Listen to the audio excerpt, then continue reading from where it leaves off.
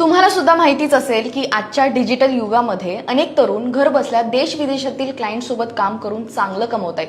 कारण डिग्रीपेक्षा सुद्धा स्किल्स जास्त महत्त्वाचे असतात आणि जर तुमच्याकडे एक मजबूत स्किल असेल आणि रोज काही तास देण्याची तयारी असेल तर फ्रीलान्सिंग तुमच्यासाठी मोठा कमाईचा स्रोत ठरू शकतो.